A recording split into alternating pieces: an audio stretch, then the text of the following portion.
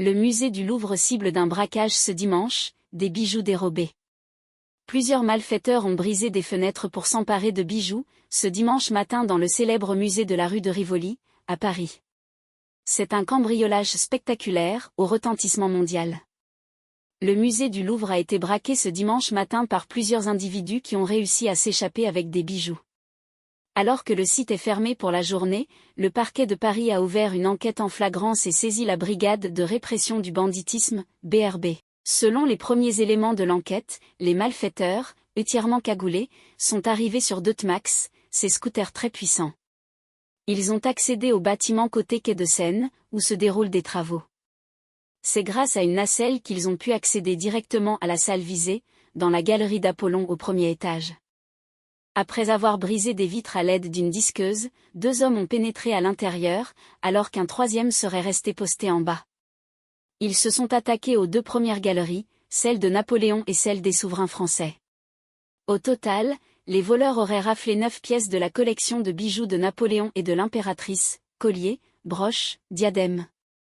Toutefois, le fameux Régent, le plus gros diamant de la collection pesant plus de 140 carats, n'a pas été subtilisé. Le préjudice est en cours d'évaluation à partir des photos des pièces manquantes. Certains diamants peuvent être vendus au détail. Selon nos informations, l'un des bijoux a été retrouvé à l'extérieur. Il s'agirait de la couronne de l'impératrice Eugénie, d'une valeur inestimable, qui a été endommagée. L'une des questions qui se posent à l'heure actuelle est de savoir si les bijoux ont d'ores et déjà été fondus pour en revendre l'or comme ce fut très certainement le cas il y a un mois avec les pépites d'or dérobées au Muséum d'histoire naturelle. Le risque c'est que certains diamants peuvent être vendus au détail, ce qui rendrait la reconstitution des bijoux très difficile, explique une source proche de l'enquête. Il n'y a pas de blessés à déplorer, a indiqué la ministre de la Culture Rachida Dati, qui est arrivée très tôt sur place. D'après nos informations, les malfaiteurs ont pris la fuite sur les deux T-Max, en direction de l'autoroute A6, captée par la vidéosurveillance. Si tout le monde est sain et sauf, des témoignages de personnes qui ont assisté à la scène décrivent une panique générale des visiteurs. La police courait près de la pyramide et tentait d'entrer dans le Louvre par les portes latérales vitrées, mais elles étaient verrouillées et impossibles à ouvrir, décrit Cassie, une internaute qui se trouvait à l'extérieur du musée. À l'intérieur, tout le monde courait et frappait aux portes vitrées pour sortir, mais en vain. La police et la gendarmerie sont arrivés, poursuit-elle. Une galerie qui renferme les collections les plus précieuses. Le musée du Louvre, le plus fréquenté du monde avec plus de 9 millions de personnes par an, a déclaré sur X que le site resterait fermé ce dimanche, pour raisons exceptionnelles.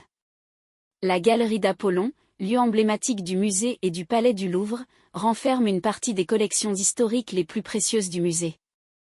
Elle a rouvert officiellement ses portes au public le 15 janvier 2020, à l'issue de travaux et de réaménagements muséographiques conduits par le musée.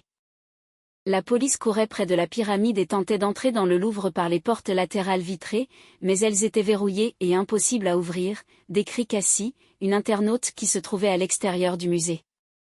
À l'intérieur, tout le monde courait et frappait aux portes vitrées pour sortir, mais en vain. La police et la gendarmerie sont arrivés, poursuit-elle. Une galerie qui renferme les collections les plus précieuses. Le musée du Louvre, le plus fréquenté du monde avec plus de 9 millions de personnes par an, a déclaré sur X que le site resterait fermé ce dimanche, pour raisons exceptionnelles. La galerie d'Apollon, lieu emblématique du musée et du palais du Louvre, renferme une partie des collections historiques les plus précieuses du musée. Elle a rouvert officiellement ses portes au public le 15 janvier 2020, à l'issue de travaux et de réaménagements muséographiques conduits par le musée.